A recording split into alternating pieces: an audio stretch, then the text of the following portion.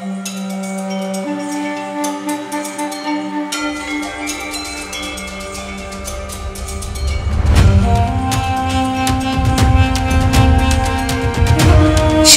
আসছে রথযাত্রা, তাই সবার আগে সকলকে জানাই শুভ রথযাত্রার অগ্রিম শুভেচ্ছা ও অভিনন্দন। জানি বহুদিন ধরে তোমরা অনেকে অপেক্ষা করে রয়েছো রথযাত্রার ভিডিও দেখবে বলে, তো ফাইনালি কিন্তু আজ থেকে আমি এই রথযাত্রার ভিডিওগুলো আপলোড করা শুরু করলাম। আজ বানাচ্ছি জগন্নাথ দেবের সোনাবেশের জুয়েলারিগুলো। তার জন্য যে বেসগুলো তৈরি করতে হবে সেগুলোকে কিন্তু আমি এই একটা আখের প্লেট কেটে কেটে আর ক্লে ইউজ করে খুব সহজে বানিয়ে নিয়েছি। যখন আমি পিকচারগুলো দেখেছিলাম ভেবেছিলাম যে খুবই কঠিন হবে এটা বানানো, কিন্তু জাস্ট বিলিভ দ্য প্রসেস। এটা বানানো কিন্তু জলের মতো সোজা। আমি কিন্তু আখের প্লেটের ওপর জুয়েলারির যে আউটলাইনগুলো মোটামুটি ড্র করে নিয়েছিলাম, আর তারপর সেগুলো কিন্তু কেটে নিয়েছিলাম। কিভাবে সবটা বলবো ডিটেলসে এক এক করে, শুধু ধৈর্য ধরে দেখো আর আমার স্টেপগুলোকে পরপর ফলো করতে থাকো। দেখো, যেহেতু আমি এখানে ডিটেলসে সবটা বলেছি আর দেখিয়েছি, তাই জন্য ভিডিওটা একটু লেন্দি হয়েছে, বাট বিলিভ মি তোমরা রিগ্রেট করবে না। দেখো, এখানে যা কিছু দেখাচ্ছি সবটা কিন্তু আমাদের যে বিগ্রহ রয়েছে সেই বিগ্রহের মেজারমেন্ট করে নেওয়া। আমি কিন্তু সেই মেজারমেন্ট অনুযায়ী এই পেপারগুলো কাটিং করেছি। আর এই যে হলুদ সুতোটা যেটা দিয়ে আমি রাউন্ড বানাচ্ছি, সেটা কিন্তু বিগ্রহের মুখ থেকে মাথা অবধি পুরো ইন টোটাল মেজারমেন্ট। কেন নিয়েছি সেটাও কিন্তু আমি পরেই বলবো। এটা পুরোটা দেখার পর অনেক কিছুই তোমরা ডিটেলসে বুঝতে পারবে, তাই শুধুমাত্র একটু ধৈর্য ধরে দেখো। এখানে যে পেপারটা আমাকে কাটতে দেখছো সেটা কিন্তু সুভদ্রা মহারানীর মুকুটের জন্য কাটছি। এগুলো হবে মুকুটের চূড়াগুলো। এখানে সেম সাইজের কয়েকটা চূড়া আমি ড্র করে নিয়েছিলাম, আর সেগুলোকে এখন আমি কেটে নিচ্ছি। এটাকে কিন্তু আমি ফেভিকল দিয়ে দেখো মুকুটটার ওপর এইভাবে লাইন বরাবর একসাথে অ্যাটাচ করব, ঠিক যেভাবে আমি করছি সেইভাবেই।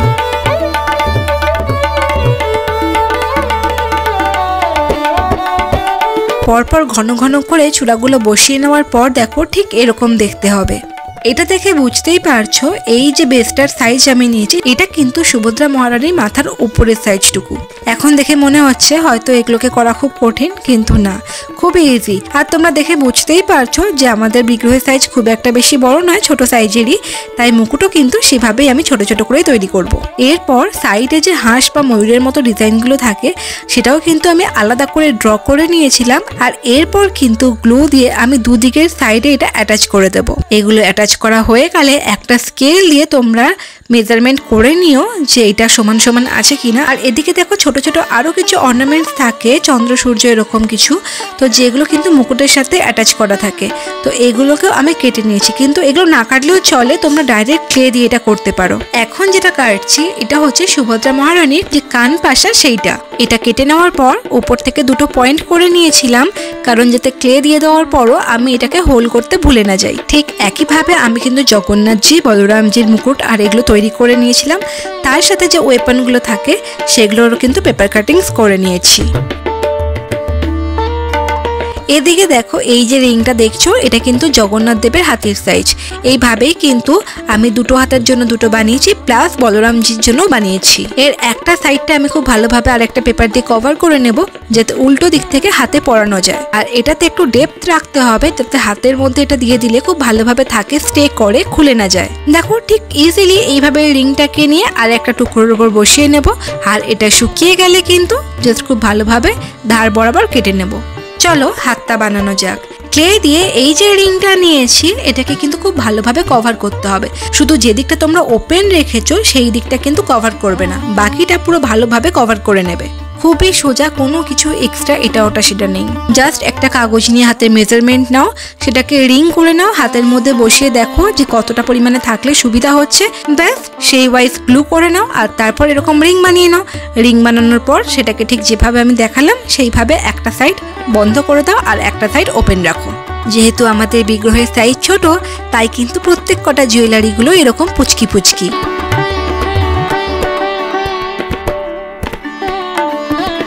যেই দিকে ওপেন আছে সেই দিকটাই কিন্তু ওপরের দিকটা হাতের বালা বানাবো। এটা কিন্তু হাতের মধ্যে পরানো হবে। আর ডিজাইনগুলো কিন্তু আমি খুব ইজি রেখেছি যাতে করতে খুব সিম্পল হয় আর কাজটা খুব তাড়াতাড়ি হয়। কিচ্ছু করতে হবে না, just follow my steps. Already কিন্তু আমি বলরামজির হাতের যে বেসগুলো সেগুলো বানিয়ে রেখেছি, আর এখন জগন্নাথজিরটা বানাচ্ছি। আর এটাকে একটু ড্রাই হতে দিতে হবে। জগন্নাথজির এই যে জুয়েলারি, এর নাম হচ্ছে সোনা বেশা। এটাকে বাংলায় আমরা সোনার বেশও বলতে পারি, আবার এর কিন্তু অনেকগুলো নাম আছে, যেমন রাজাধিরাজ বেশা, রাজবেশা, রাজরাজেশ্বর বেশা। তো যাই বলো না কেন, মেনলি হচ্ছে গোল্ড অর্নামেন্টস। এই সোনার বেশ কিন্তু ভগবানকে বছরে 5 বার পরানো হয়। পৌষ পূর্ণিমা, দশেরা, কার্তিক পূর্ণিমা, দোল পূর্ণিমা এবং বহুধা একাদশী, যাকে আমরা বড় একাদশী বা দেবসায়ন একাদশী বলে জানি। রথযাত্রা উৎসবের একদম শেষের 3 দিন একাদশী তিথিতে পালিত হয় এই সোনাবেশা। এই দিন নানা সোনার গয়নায় সেজে ওঠে জগন্নাথজি, বলরামজি এবং সুভদ্রা মহারানী। গুন্ডিচা মন্দির থেকে ফিরে শ্রীমন্দিরের সিংহদ্বারের সামনে কিন্তু 3 রথের মধ্যেই সোনার বেশে সজ্জিত হয় 3 বিগ্রহ। এবার বানাবো হাতের আঙুলগুলো। তার জন্য দেখো এরকম লম্বা লম্বা 4টে রোল করে নিয়েছি। এইবার ঠিক এর নিচের দিকটা একসাথে জয়েন্ট করে নাও, আর এই যে বেসটা রয়েছে, যে দিকটা ভালোভাবে কভার রয়েছে, সেখানে কিন্তু সবটা নিয়ে একসাথে প্রেস করে খুব ভালো করে অ্যাটাচ করে দাও। গ্লু দিয়ে অ্যাটাচ করো, আর ঠিক যেভাবে আমি দেখাচ্ছি সেইভাবে স্টেপটা ফলো করো। এরপর দেখো মিডিলে একটা ব্রাশ রেখে আমি কিন্তু তলার দিক থেকে এটাকে মুড়িয়ে সামনে মানে ওপরের দিকটা নিয়ে আসছি, তাহলে যে হাতের যে মুঠিটা সেটা কিন্তু রেডি হয়ে যাবে।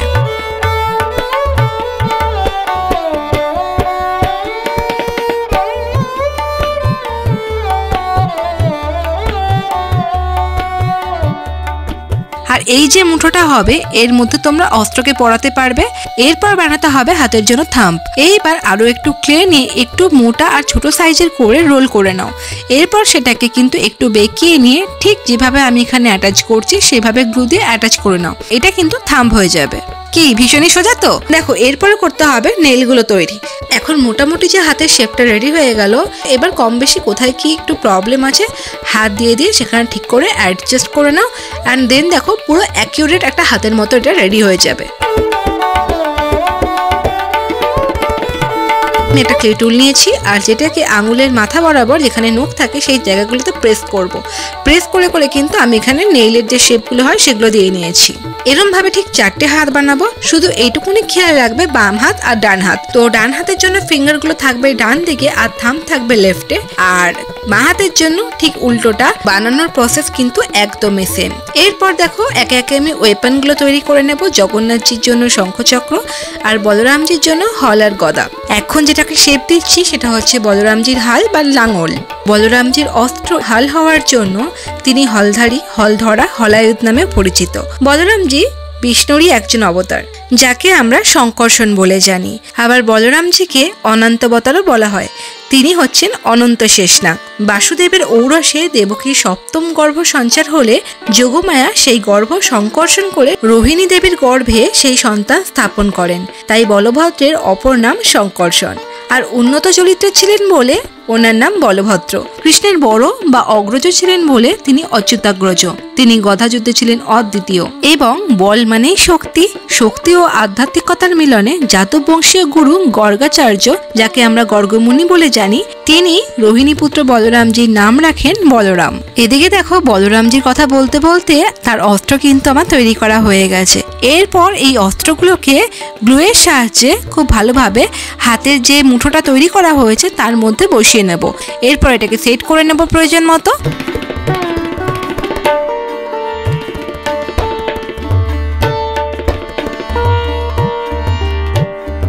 আর এদিকে দেখো একইভাবে জগন্নাথজির শঙ্খচক্রধারী হাতও কিন্তু তৈরি হয়ে গেছে। অস্ত্রগুলোকেও কিন্তু তোমরা হাত অনুযায়ী পরিয়ে নিও। যেমন জগন্নাথের ডান হাতে চক্র, বাম হাতে শঙ্খ। চলো এবার ভগবানজি শ্রীচরণ তৈরি করে নেওয়া যাক। আমাকে এখানে টোটাল 3টে পেয়ারের পা তৈরি করতে হবে, কারণ সোনাবেশী সুভদ্রাজির হাত দেওয়া না থাকলেও শ্রীচরণ কিন্তু রাখা হয়। এই পাটাকে তৈরি করে নেওয়া কিন্তু আরো ইজি। এরকম একটু ওভাল সাইজের চ্যাপটা মতো শেপ নিতে হবে ক্লে দিয়ে। এরপর আঙুলে প্রেস করে করে দেখো আমি ঠিক একটা পায়ের মতো শেপ দিয়ে দিচ্ছি। তারপর এটাকে একদম হালকা ড্রাই হতে দিতে হবে। আর এরপর একটা কাছে নিয়ে 4টে আঙুল কিন্তু অল্প অল্প করে কেটে নেব, যেরকম ভাবে আমি এখন করছি। এক একটা করে আঙুল তৈরি হয়ে যাওয়ার পর সেটাকে হাত দিয়ে হালকা করে তোমরা শেপ আগে থেকে দিয়ে দিতে পারো, এতে করে শেষের দিকটা সব থেকে বেশি সুবিধা হয়। পুরীর মন্দিরের ইতিহাস থেকে জানা যায় 1460 সালে রাজা কপিলেন্দ্র দেবের রাজত্বকালে এই সোনাবেশের উল্লেখ পাওয়া যায়। দাক্ষিণাত্যের শাসকের বিরুদ্ধে যুদ্ধে রাজা কপিলেন্দ্র দেব জয়লাভের পর 16টি হাতির পিঠে করে উপহার হিসেবে এই সোনা নিয়ে এসেছিলেন। তিনি যে উপহারগুলি নিয়ে আসেন তাতে ছিল হীরা এবং সোনা। এরপর ঠিক এইভাবে 5টা আঙ্গুল তৈরি হয়ে যাওয়ার পর আবারও একটা ক্লে টুল দিয়ে ঠিক নখের কাছে প্রেস করে নখের যে শেপ সেগুলো দিয়ে দেব। এরপর দেখো ঠিক এই শেষের মাথাটায় এখানে কিন্তু আরেকটু লম্বা অল্প ছোট্ট একটা করে গোল বানিয়ে আমি এর ওপরটা দিচ্ছি। এটা দেওয়ার পর কিন্তু পায়ের শেপটা আরো প্রপার চলে আসবে। এরপর ক্লেটাকে ডিজাইন করে ছোট ছোট নুপুর বানিয়ে নিতে হবে। তো কিচ্ছু না, জাস্ট ক্লেটাকে রোল করো, লম্বা করো আর ওপর থেকে গোল গোল করে রাউন্ড করে রিং এর মতো করে বসিয়ে দাও। আর দেন আবার ক্লে টুল দিয়ে জাস্ট সিম্পল আমি এখানে এরকম করে ডিজাইনগুলো করে দিচ্ছি। এখানেও কিন্তু তোমাদের পায়ের ক্ষেত্রে বাঁ দিক ডান দিক খেয়াল রাখতে হবে, কারণ দুপায়ের ক্ষেত্রে কিন্তু আঙুলগুলো অপোজিট ডিরেকশনে হবে। তো এই জন্য এটা একটু খেয়াল রেখো। দেখো তোমরা চাইলে কিন্তু অনেক রকম জুয়েলারি ডিজাইন করতে পারো, কিন্তু যেহেতু আমি কাজটা তাড়াতাড়ি করতে চাইছিলাম তাই এই জুয়েলারিগুলো কিন্তু খুবই সিম্পলের উপর এইভাবেই আমি করে নিচ্ছি। আর যখন সবটা কালারও হয়ে যাবে তখন কিন্তু দূর থেকে ওরকম বোঝাও যাবে না যে জুয়েলারি কত ডিটেলসে ডিজাইন করা রয়েছে। যাই হোক, এইভাবে করলেই কাজটা তাড়াতাড়ি হবে, তাই শর্ট অ্যান্ড সিম্পল ওয়েতে আমি এইভাবে খুব তাড়াতাড়ি করে কাজগুলো সেরে নিচ্ছিলাম। এই পা কিন্তু তৈরি করার সময় আলাদা করে কোনো মেজার নিতে হবে না, তোমরা তোমাদের চোখের আন্দাজেই মোটামুটি বানিয়েও বিগ্রহের সাইজ অনুযায়ী। খুব বেশি বড় হলেও ভালো লাগবে না, আবার খুব বেশি ছোট হয়ে গেলেও ভালো লাগবে না। তাই যেরকম মনে হচ্ছে যে বিগ্রহের সাইজ অনুযায়ী এটা যেতে পারে তো সেইভাবেই বানিয়ে নিও। আমি এখানে ছোট ছোট সাইজে বানিয়ে নিয়েছিলাম। দেখো কথা বলতে বলতে কিন্তু খুবই সহজে আমার ভগবানের শ্রীচরণ কিন্তু একদম রেডি হয়ে গেছে। এখানে টোটাল 6টা পা আমি বানাবো, তো চলো পরপর সেগুলো বানিয়ে নিই। তখনকার পুরীর জগন্নাথ মন্দিরের যে সেবায়েত ছিলেন তার পরামর্শে কপিলেন্দ্র দেব সেই সমস্ত সম্পদ ভগবান জগন্নাথ দেবের উদ্দেশ্যে দান করে দেন। এরপর সেই সেবায়েত তিনি মন্দিরের পুরোহিতদের রথযাত্রা উপলক্ষে সেই সমস্ত দান করা সোনা হিরে দিয়ে ভগবানের জন্য অলংকার তৈরি করার নির্দেশ দিয়েছিলেন। শুরুতেই আমি তোমাদের দেখিয়েছিলাম যে পেপার কাটিং করে আমি কিন্তু মুকুটের বেসগুলোকে তৈরি করে নিয়েছিলাম। এরপর মুকুটটা তৈরি করার জন্য আমাকে এর উপর ক্লে অ্যাটাচ করতে হবে, আর তার উপরে ক্লে দিয়ে 3D আর্ট আর বিভিন্ন রকমের ডিজাইন করতে হবে। আর আমি তোমাদের এখন জগন্নাথজির মুকুটটা তৈরি করে দেখাবো। সিম্পল, ক্লে নাও, গ্লু নাও, ওপর থেকে এর মধ্যে খুব ভালোভাবে কভার করতে থাকো।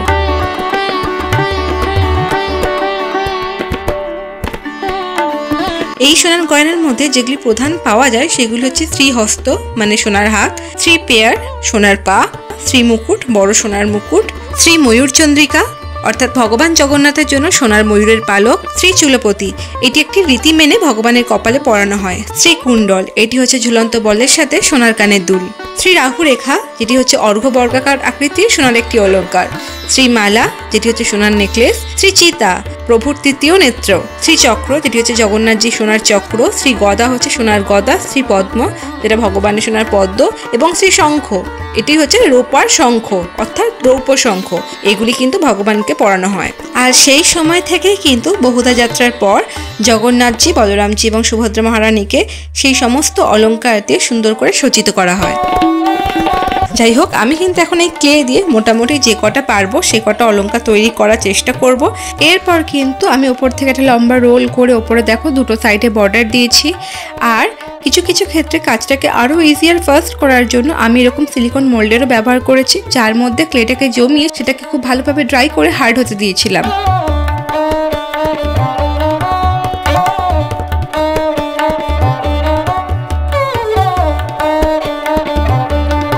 আর সেটারই যে দিকটা ডিজাইন আছে সেটা নরম ক্লের উপর প্রেস করে করে আমি কিন্তু সেই ছাঁচটা পেয়ে গেছি ডিজাইনের ওপর। তো এরকম ডিজাইন তৈরি করার জন্য তোমরা তোমাদের হাতের চারপাশে যে কোনো ধরনের টুল ইউজ করতে পারো। এরপর মাথার চূড়াগুলোর ওপর ক্লে দেওয়ার আগে আমাকে কিন্তু এই যে পার্টটা এটাকে কিন্তু একটু ড্রাই করে নিতে হবে।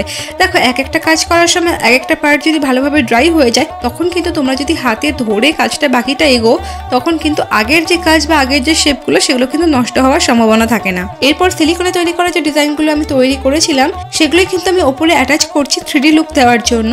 এরপর তোমরা প্রসেসটা দেখতে থাকো যে আমি কিভাবে কাজটা এগোচ্ছি। আর তারই সাথে চলো জগন্নাথজির সুন্দর একটা মজার ঘটনা বলি। উল্টো রথের পরে জগন্নাথজির রথ যখন শ্রীমন্দিরের সিংহদ্বারের সামনে এসে দাঁড়ায়, দেবী লক্ষ্মী কিন্তু মন্দিরের ছাদ থেকে রথকে দর্শন করেন যে তার প্রভু ঠিকঠাক করে বাড়ি ফিরলেন কিনা। আর তোমরা নিশ্চয়ই হীরা পঞ্চমীর মাহাত্ম্য অনেকেই জানো। যেহেতু জগন্নাথজি দেবী লক্ষ্মীকে সাথে করে রথে বসে মাসির বাড়ি নিয়ে যাননি, তাই কিন্তু দেবী লক্ষ্মীর অভিমান হয়। এদিকে জগন্নাথজি দেবী লক্ষ্মীকে কথা দেন যে তিনি একদিন পরেই ফিরে আসবেন, কিন্তু পরপর কটা দিন পেরিয়ে যাওয়ার পরেও তিনি যখন ফেরত আসছিলেন না, তখন দেবী লক্ষ্মী চিন্তায় পড়ে গেলেন যে সেখানে কি ঘটেছে, কেন তার স্বামী বাড়ি ফিরছেন না। আর তাই তিনি কৌতূহলবশত গুন্ডিচা মন্দিরে যান এবং এই দিনটি হচ্ছে হীরা পঞ্চমী, যেখানে তিনি রেগে গিয়ে ভগবান জগন্নাথ দেবের রথের একটা অংশ ভেঙে দেন। আর ঠিক এই কারণেই যখন জগন্নাথজি রথের শেষে তার নিজের শ্রীমন্দিরে ফিরে আসেন, তখন কিন্তু তার মনে মনে একটু ভয় থাকে যে দেবী লক্ষ্মী তাকে মন্দিরে প্রবেশ করতে দেবেন তো। চলো এবার নেক্সট পার্টে যাওয়া যাক। ওপরে যে চূড়াগুলো রয়েছে সেগুলোতে দেখো অল্প অল্প করে, সামান্য একদম অল্প অল্প করে ক্লে নেবে,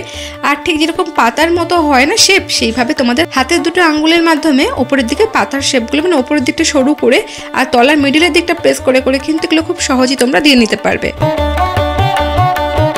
রথের ঠিক শেষ 3 দিন জুড়ে এই উৎসবটি পালিত হয়, যেখানে দেবী লক্ষ্মী মন্দির থেকে পালকিতে করে আসে রথের কাছে তার স্বামীর দর্শন করতে।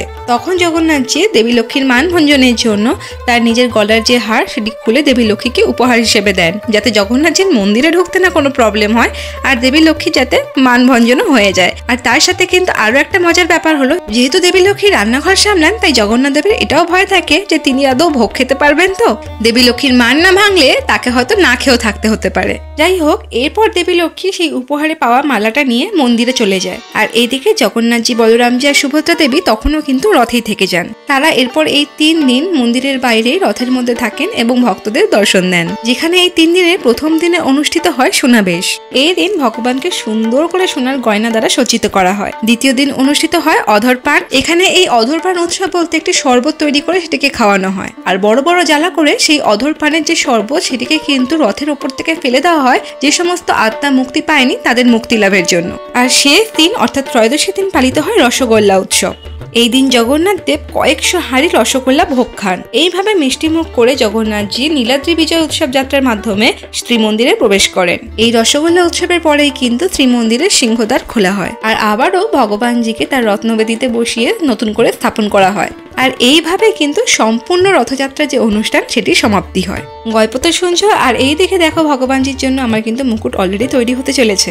কি খুব শক্ত মনে হলো না? আশা করি খুব কঠিন মনে হচ্ছে না। আগেই বললাম না যে দেখে হয়তো মনে হচ্ছে খুবই বানানো শক্ত, কিন্তু এই কাজ করতে করতে যেটা বুঝলাম এটা কিন্তু দেখতে যতটা কঠিন লাগছে সেরকম সত্যিই নয়। এরপরে কিন্তু আরো অনেক কটা কাজ আছে, এগুলোকে কালার করা, ভগবানজিকে পরানো, আর কিভাবে সেটাকে আমি ভগবানজির সাথে সেট করছি সেই সবকিছু কিন্তু আমি তোমাদের পুরোপুরি ডিটেলসেই দেখাবো। আর যেহেতু ডিটেলস আমি ভিডিওগুলো করছি তাই জন্য একটু টাইম লাগছে ভিডিওগুলো আনতে, আর তাই বুঝতেই পারছো যে এই ভিডিওটার মধ্যেই কিন্তু আমার কমপ্লিট লুকটা করা সম্ভব হতো না।